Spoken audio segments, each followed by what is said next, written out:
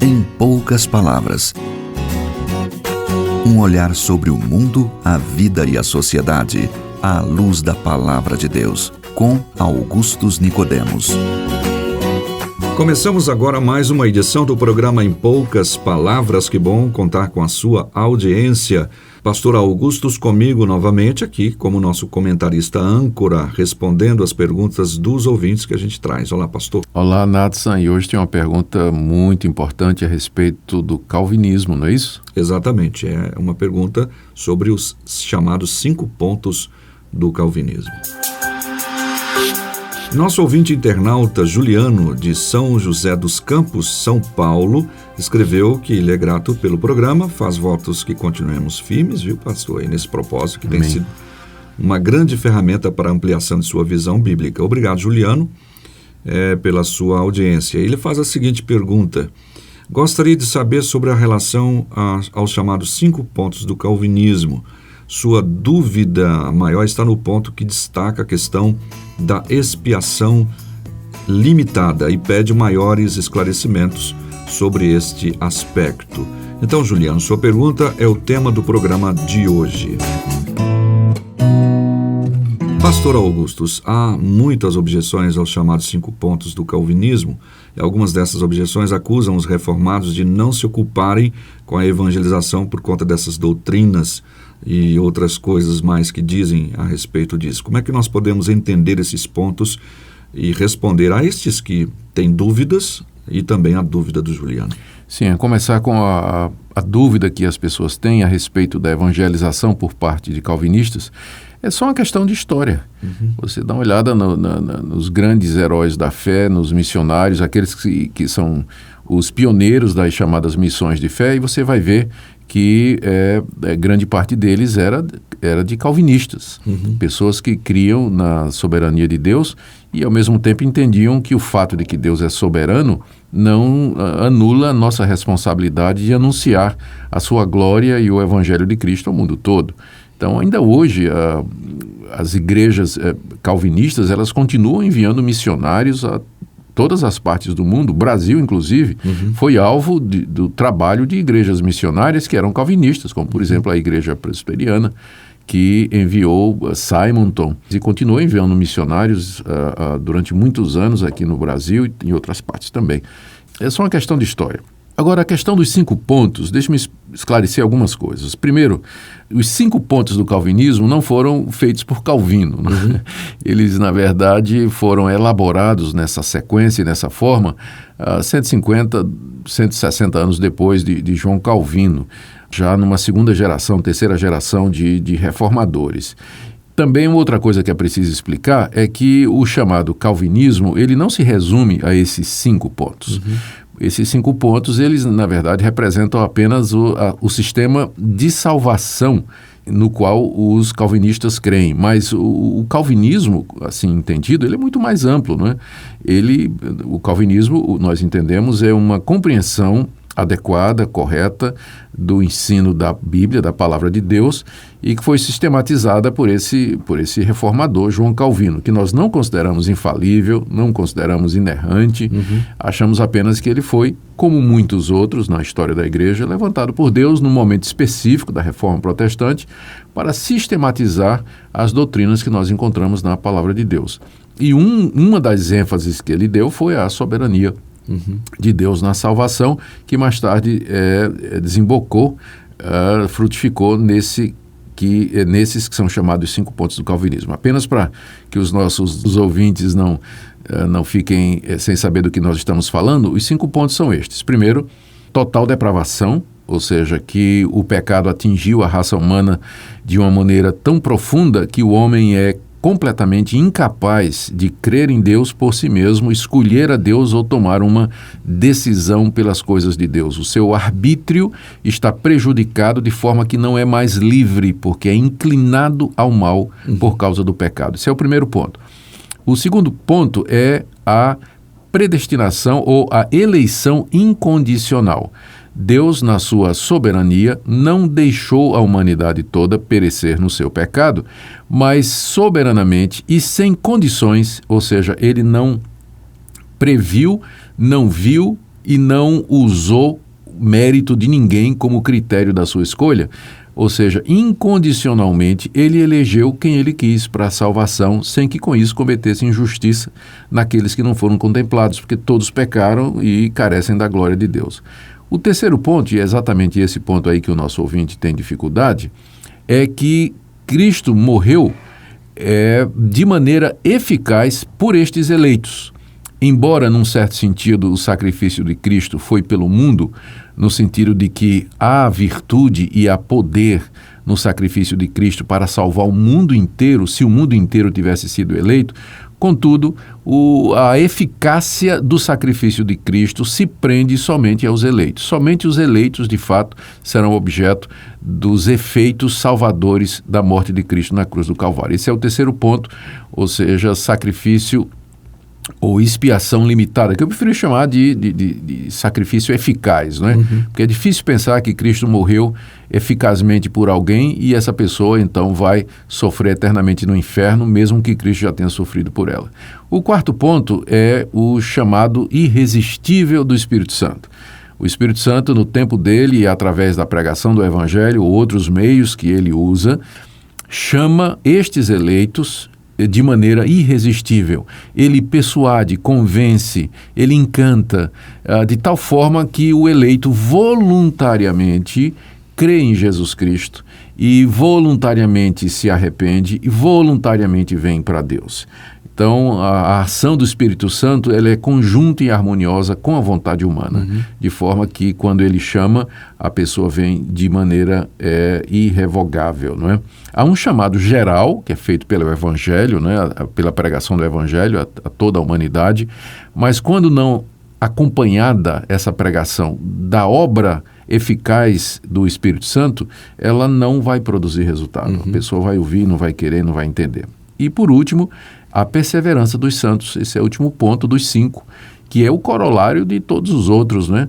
Aqueles que Deus escolheu, por quem Cristo morreu e que o Espírito Santo chamou, serão preservados aqui nessa vida, jamais voltarão atrás na sua decisão e serão encaminhados com a ajuda de Deus, ainda que caindo eles serão restaurados, chamados ao arrependimento e virão, eles serão então conduzidos à salvação final. O propósito de Deus não se perde. Então, estes são os 5 pontos do calvinismo, assim chamados, e eles têm uma sequência lógica, não é? Um está ligado ao outro. Agora, o nosso ouvinte, ele está preocupado mais com o terceiro, né? A expiação limitada. Limitada. Bom, de fato, esse é o ponto dos 5 que mais desperta perguntas, não é? Porque tem passagens na Bíblia que parecem afirmar que Cristo morreu pelo mundo todo. Exato. Tem passagens como João 3,16, Deus amou o mundo de tal maneira que deu o seu Filho para que todo aquele que nele crê não pereça, mas tenha a vida eterna. Tem passagens como na primeira carta de João, capítulo 2, que diz que Cristo é expiação não somente pelos nossos pecados, mas também pelos do mundo inteiro. Bom, as respostas que têm sido dadas a estes versículos, que parecem ensinar que o sacrifício de Cristo, a morte de Cristo foi pelo mundo todo, as respostas vão mais ou menos nessa direção. Primeiro, você tem que ver o contexto em que esses versículos foram escritos. Em alguns casos, mundo significa simplesmente gente, quer judeu, quer gentil. Não é? De todas as raças. De todas as raças.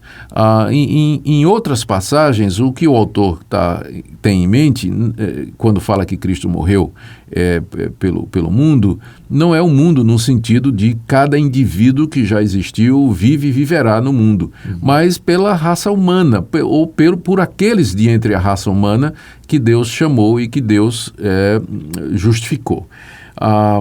E também há uma explicação teológica em que diz o seguinte, que mesmo nos versículos em que se fala que Cristo morreu pelo mundo todo, por cada indivíduo que existe, ainda assim isso teria que ser interpretado em termos de possibilidade e de potência, mas não em termos de eficácia. Ou seja, Cristo morreu potencialmente pelo mundo todo, mas eficazmente somente pelos eleitos. Porque, pensa bem, Nathan, se Cristo morreu eficazmente por cada indivíduo, que existiu e vai existir, se ele pagou na cruz os pecados da raça humana, a conclusão lógica é o universalismo. Todos serão salvos. Não deveria haver gente não salva. Sendo condenada. Por quê? Porque Cristo já pagou o pecado e a culpa de cada ser humano. Então Deus seria extremamente injusto se ele castigar o mesmo pecado 2 vezes. A primeira vez na pessoa de Cristo, na cruz, e a segunda vez mandando aquela pessoa por quem Cristo já sofreu, sofrer no inferno eternamente. Não é? Então o mesmo pecado teria sido castigado 2 vezes. Então, como Deus não é injusto, nós temos que entender melhor estas passagens. Tem passagens bíblicas que dizem que Cristo morreu pela sua igreja, Efésios capítulo 5. O próprio Jesus Cristo disse: eu não rogo pelo mundo, mas eu rogo por aqueles que o Senhor me deu do mundo. Ele fazia a diferença. Então nós entendemos que o sacrifício de Cristo tem a mesma extensão da sua oração. Exato. Se Cristo não orou pela salvação do mundo, significa também que ele não havia morrido pelo mundo, mas havia morrido por aqueles que são seus. E o próprio Jesus Cristo disse: eu sou o bom pastor dá a sua vida pelas ovelhas. Então, essas e outras passagens sugerem que, na verdade, o que aconteceu é que na cruz do Calvário, Cristo estava derramando seu sangue precioso pelos eleitos, por aqueles que Deus escolheu e que no tempo de Deus haverá de chamar pela pregação do Evangelho, justificá-los, porque nenhuma gota do sangue de Cristo foi derramado em vão. Então assim, meio que estranho você pensar que Cristo teria morrido por alguém e essa pessoa está no inferno pagando os pecados. Parece que falhou, Cristo, né? já parece que falhou. Por isso que eu prefiro chamar esse terceiro ponto não de sacrifício limitado, de expiação limitada, mas de expiação eficaz. Né? Exato. É isso aí. É interessante nós observarmos isso e, obviamente, que algumas pessoas podem dizer, então ele morreu pelos eleitos? Sim, de fato. Agora, quem são eles? Nós não sabemos. Não, nós não sabemos. Precisamos pregar. É por isso que a gente prega a todos, como Cristo mandou, e por todo mundo pregar o Evangelho a toda criatura. E sabendo que a nossa pregação, a pregação do Evangelho, ela é eficaz, porque encontra aqueles que precisam ser encontrados. Sem dúvida. Bem, eu quero dar uma dica para você que está aí nos acompanhando. Você pode entrar no site aí depois, no site da Primeira Igreja Presbiteriana de Goiânia, é pipg.org, e na área de sermões, procure assistir à série de exposições bíblicas do Reverendo Augusto sobre a carta de Paulo aos Efésios, especialmente capítulo 2, versículos 1 a 3. Depois ele faz um link lá com o capítulo 1 e você vai aprender muita coisa aí, tá bom? Chegamos ao final de mais uma edição do programa Em Poucas Palavras, agradecendo a participação do Juliano, que, pastor, ele diz, ele crê, né, na soberania de Deus, mas gostaria de maiores esclarecimentos, como nós demos aqui, como foi dado pelo senhor aqui no programa de hoje. Obrigado pela sua audiência, como já dissemos. Continue mandando as suas mensagens pelo nosso WhatsApp, pastor. Querido ouvinte, o que eu queria dizer é que às vezes essas questões, elas nos deixam um pouco confusos, mas elas não deveriam nos desviar daquilo que é mais importante. O Senhor Jesus Cristo disse: vinde a mim todos vós que estáis cansados e oprimidos, e eu vos aliviarei. Ou seja, mesmo que você não entenda essa questão da relação da soberania de Deus com o livre-arbítrio e a sua escolha, entretanto, ouça o convite de Cristo. E ele disse: aquele que vem a mim, de maneira nenhuma lançarei fora. Venha ao Senhor Jesus pela fé e você será aceito por ele e receberá perdão para os seus pecados. É isso e até o próximo programa.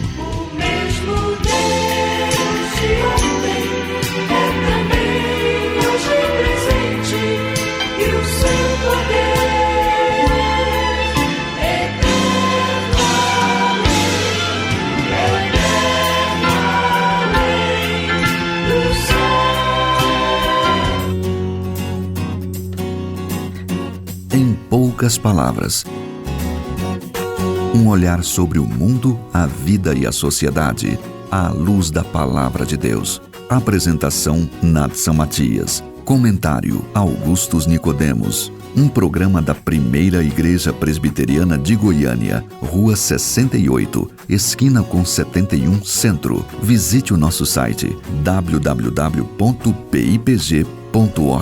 Apoio Seminário Presbiteriano Brasil Central, Goiânia.